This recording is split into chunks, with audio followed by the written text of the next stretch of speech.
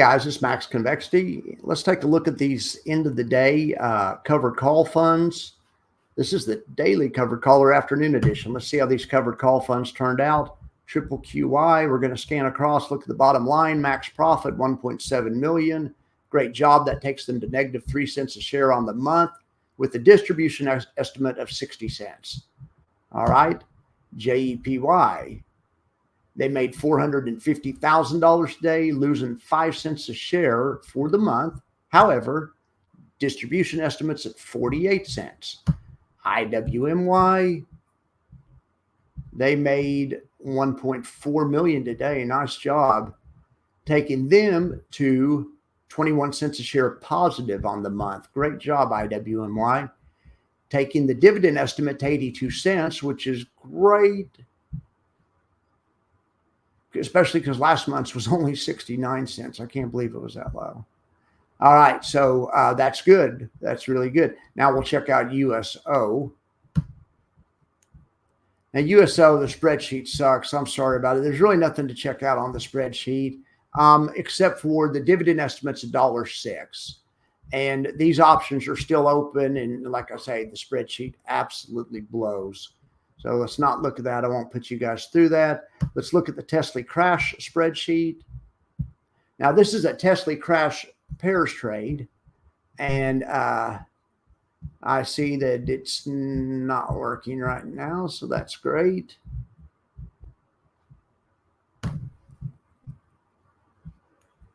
I'll hit refresh, see if that'll fix it. This is just a chart of how you would have done if you own Tesla, which is a bullish high yield fund, and Crash, which is a bearish high yield fund, both based on Tesla if you owned them together. The blue line is the NAV only return. And the red line is of course factoring in the dividend, which of course that's the only reason you buy these. You wouldn't buy these for the NAV return, and no one would buy them for the NAV return. But I just wanted to show how much of a cushion the dividend was giving. Right now, just the NAV is down 30%, but when you factor in the dividends, you're only down about 15% because each fund's paid about 6 or 7% so far. You know, that one fund's had 2 dividends and one fund's had 1 dividend. So between the funds, they've had 3 dividends, I guess. Those 3 dividends add up to whatever the difference is between like 27 and 15 or whatever that is. So anyway, I update this every day, and we'll update it tomorrow, and we'll see how we're doing. All right, let's look at. Really, the spreadsheet sucks too. I'm sorry about that. I just never have time to work. I work on spreadsheets. It's just embarrassing to show my spreadsheets. All right, well. We don't even really check TLT anymore because they're closing Tress. I like Tress. I like the thought of it, but just it's a fund. That kind of fund would make money if the market crashed. A ton of money, a shitload of money. And you watch, the market's going to crash now. I'm going to knock on wood. But you watch because Jay closed that fund. That's a long volatility fund. So, but anyway, a fund, it doesn't matter what a good idea it is. A fund has to make money. It's a business. People weren't interested in it. So, you know, it's a business decision. They closed it. All right. So now let's look over here at these Defiance funds. Thank God we don't have to look at the spreadsheets on the Defiance funds. So we just look at these graphically. We'll start with AMD since we're there. So AMD's been pulling back. They've been pulling back lately. That today they kind of bounced a little bit, but lately they've been pulling back. Anyway, so they're, oh yes, I forgot about this one. I forgot to do their profit boxes this morning, which I don't have any idea how I forgot because the report was on an hour late. There's no excuse for forgetting it. Anyway. All right, so let's check out these other ones. All right, so Tesla. So we have Tesla and Crash. We're checking out Tesla and Crash. Yellow profit boxes are crashes, or Tesla's crash. Tesla's profit boxes, red ones are crashes. We're right in between, which is great if you're doing the pairs trade. but each of these ones individually both have plenty of room on the upside if the market moves your direction. They aren't close to being capped yet. Coinbase, we're also going to look at because they have a similar arrangement going. They have a bullish high yield fund, which is called CONY, CONY, and a bearish one, which is called Fiat, FIAT. In any event, these guys are closer to the bullish fund than the bearish one. But right now, both of these funds are in good shape and still have plenty of room for capital appreciation. If you're doing the pair, you're still in pretty good shape. Not so much last week, though. Last week, if you're doing the pair, you got capped out on one side of it, the CONY side of it, on day one. So, all right. So now we'll check out MSTR, which is MicroStrategies. These guys, or MSTY, MSTY is the high yield fund that trades this. These guys have blown out their strike unless there's something way up here. There isn't. Okay. These guys did the same thing as CONY. They blew out their strike Monday, and then they blew it out again this Monday. So they're capped out, and they were capped out last week. All right. So now we'll check it. We'll check NVIDIA. Now, NVIDIA is coming out with the high yield fund soon. I just saw on Twitter, they tweeted today that that they're coming out. Their high yield fund is called DIPS, chips, because it's supposed to be. They try to make their tickers plays on word and something creative. And there's a guy named Gavin who I met when I was in New York, and he's one of Jay's friends. But he works for Tidal. But I could tell him and Jay got along pretty well. And anyway, but Gavin has the knack for the tickers, naming the tickers. I think Crash was a good ticker. But Fiat, Coinbase, a lot of people won't get that. But in any event, it's cool. It's kind of fun. All right, let's look over here at the next one, which is going to be, if we looked at all of them, I'm trying to even think. I guess we have it. Maybe not Amazon. Have we checked out Amazon yet? Yeah, Amazon's been pulling back also. They have a 3-strike ladder. They're in no danger of being capped out anytime soon, so we keep an eye on them as well. All right, so now everyone's excused who's not an options trader. I'm going to talk about options for the next little bit. We're going to review how these option trades are going. So, but like I say, if you aren't an options trader, you don't care about the stuff, thanks for tuning in. I appreciate you guys. And I'll be back in the morning with the daily covered caller morning edition, or whatever I call it. I call it something different every day. It's generally not what you want to do when you're trying to brand something. So I need to work on my branding. All right, guys, have a good one. All right, but for the option traders out there, let's see. So there's some green on the screen. So basically the green is from these hedge trades. All these green are trades that bought S&P puts. They're hedges, bearish hedges. So that's why they're up, because I put them on a couple of weeks ago and the market's been pulling back lately. All right. Well, the $1 Million Baby one's the main one I watch. These $1 Million Baby New Year's, I watch these two right here, but these are for hedging a $1 million portfolio that has a $200,000 paper gain right now because the market's been on fire. So this will hedge it till the end of the year. And so at any point during the middle of the year, the idea is that you can get out of jail free, right? The market drops. The day's October 21st. That'd be a great day for the market to drop 10% too. The market drops 10%.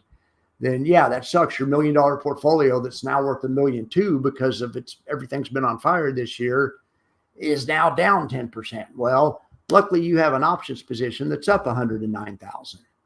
Well, wonder if it keeps dropping. Well, wonder if it does keep dropping. Your option position increases in value to totally offset the loss. Anyway, if anyone wants to learn how to do that in real life or want me to look at particulars, hit me up in the comments. I like to look at that kind of stuff. So also, I was just going to show this Tesla earnings trade. This one's not really working out. It's down $52, but I want to explain how it's supposed to work out. All right, so these earnings trades are usually the same trade. It's a 4-legged trade, short call and a long call, short put and a long put. The shorts are in this week. The longs are in the following week. Very basic trade called a double diagonal, double calendar. straddle strangle swap. Sometimes I call it. All right. So if we look at time passing right here, what we're looking for on this trade is Tesla's volatility to increase going into earnings, which it really hasn't that much, or Tesla's price to increase, which it has. Let's go back to Tesla's price. But that trade wasn't really a bullish trade. It was more a bullish on volatility trade. Yeah, Tesla's price is straight sideways.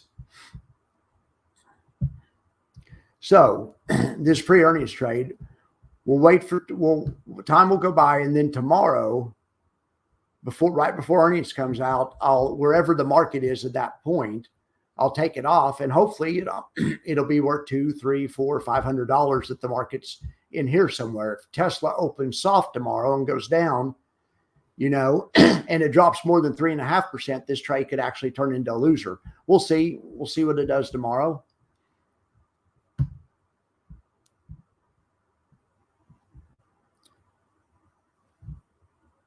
All right, guys. So trying to think if there's anything else options-wise we need to talk about. I wanted to get an earnings stock for next week to demonstrate something. So,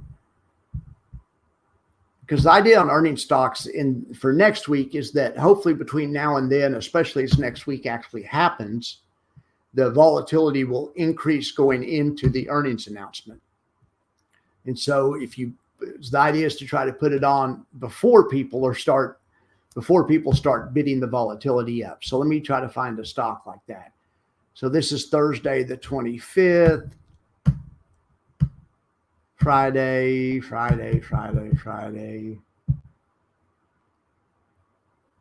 All right, let's see what we got going. What we have going on next week. I'm looking for big liquid tech stocks. SoFi will work. All right, so let's do this. I'm going to show you guys from start to finish how to do one of these. Okay, so you hit build. Sometimes I do a double diagonal and sometimes I do just a calendar spread, but it's easy just to start with double diagonal. Just do double diagonal and then punch in SoFi.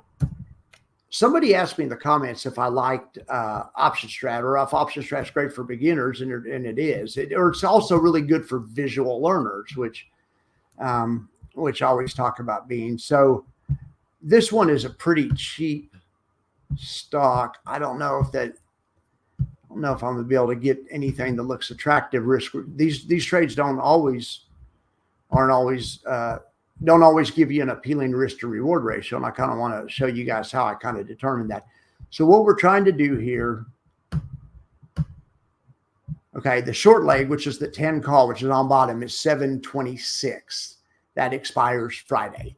The longer leg can expire anytime in a more distant week. In this case, we're just going to make it the week after, which would be the week of August 2nd. Okay, so what we're trying to do is the option we're selling, which I'm going to look at, is the 10 call. Well, right now we could only sell that for nothing. It's not even worth anything. So let's see what the 8 call is going for. You could sell the 8 for 4 cents. It's not enough premium. Oh, that's right. This is until next week, though. Check this out. We don't need these until. You have to make sure to do it in the week where it expires. We want the short leg in the week of the expiration. Oh my gosh. Okay. There we have it. So now what we're trying to do is find a call that's too high that we want to sell, and we want to go out as far out of the money as possible. We could get 32 cents if we sold the 8. I mean, that may not sound like much, but the market's trading, it's 45 cents out of the money. What is that? 45, like 20%. Is that 20%? Yeah, 5% out of the money, actually, of course. What am I thinking? 5% out of the money. Okay. So what I'm trying to do is I'm trying to find an attractive risk reward at expiration. I want here's what I'm looking for. I want the dotted line. I want the go nowhere price to be positive. So where the dotted line is. So if the market didn't move between now and next week, in theory, this would be a winning trade. Okay. So I want that. And then generally I want the green side to be much bigger than the red side as I can make it. I don't want to do it this way. Because then I have a possibility of a loss on the upside. Lots of times earning stocks I just want a loss on one side and I just always push it off to the downside. Always push the risk off to the downside. So let's try it a different way. Let's try the 9, even though it doesn't bring as much. It only brings 20 cents. Let's sell the 8.5 and buy the 8. Okay, now let's see. The go nowhere price is break even, but the risk reward to me looks, a little better. Let's see if we can go out one further. Let's see if we can go to 9 and see if that will bring in anything. That brings in 12 cents. So we could sell the 9 in next week and buy the 8.5 in the week behind that. And it looks like a pretty good looking risk reward, but you need the price to move also. You don't have a go nowhere price. You don't have you don't have a trade where the market can go nowhere and you can still win. So I think that I usually like to do it like this. I usually like to do it what's the best combination of factors. And I think it was the first one we did because I like the idea of being able market going nowhere and it still being a winner.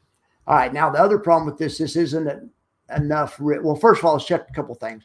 So this is the one we're buying, the 7.5 call. So I'm making sure it's giving me good prices, or not good prices, realistic prices. So I'm putting the price we're going to pay all the way at the ask. Hopefully we won't pay that much.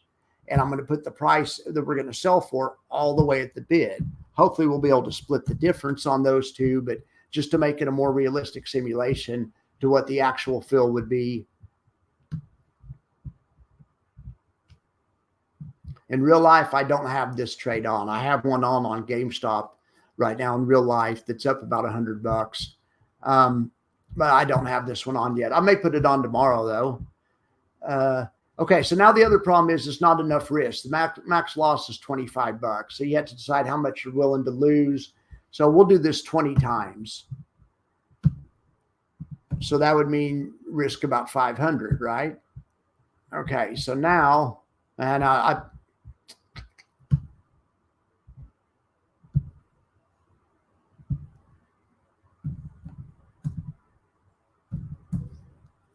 okay, so risk about 500, right? Yep, I did the math right that time. Okay, so I'm liking the risk reward on this. Market goes nowhere. So make maybe $100. If the market drifts up into earnings, which, it can make more. The market drifts down into earnings. That sucks, but at least I got a 1.7% buffer. I don't start losing money until this SoFi drops more than 1.7%. So there's a little bit of a built-in advantage. And like I always remind people, this isn't a directional trade. Well, it is directional. It's a directional trade on volatility. We want volatility to go up. We're long volatility in this trade. And what we're really playing for is the price to stay steady or go up and volatility to go up. And that happens a lot going into earnings. Now, it hasn't happened yet on my Tesla pre-earnings trade, but we'll see if it happens on this SoFi one. But anyway, this is a good one for a small account. If you just want to see how these work and don't want to, just want to get your feet wet, just do it with one contract, just practice, so you can and see what kind of feel you get. What I always do is I start on the mid, and then I just keep, and then if I don't get filled in a couple of minutes, I just keep ticking it 1 cent or whatever increment makes sense. I keep ticking it until I keep adjusting the price until they hit it. But on these big liquid ones like Tesla and GameStop, it's easy to get filled at the mid. Easy. All right. Well, let me know what you guys think about it or how you guys do earnings trades. But this is my favorite kind of trade. So lots of times I show you a double diagonal for earnings. This is a single diagonal. it's basically the same trade. Look at the profit loss graph on this. Okay. There's that. And then we're going to look at the profit loss graphs on the Tesla, which is a double diagonal. To me, it's the same trade. There's some advantages to doing the double diagonal, but there's some drawbacks also. So I can discuss that some other time. But this trade right here at expiration, this is a good looking risk reward at expiration. Right now, it's right about at break even. But I'm hoping tomorrow volatility will be, because it's earnings, maybe people, I don't know. I'm hoping volatility will at least pop up to like 113. And then as time goes by, and then I'll be able to take it off for a couple $100 tomorrow. Not bad for $700 risk. All right. Well, that's it for my options. And that's it for the daily covered caller. I appreciate you guys being here. Hope you had a good day in the market, and I will be back tomorrow. Thank you very much.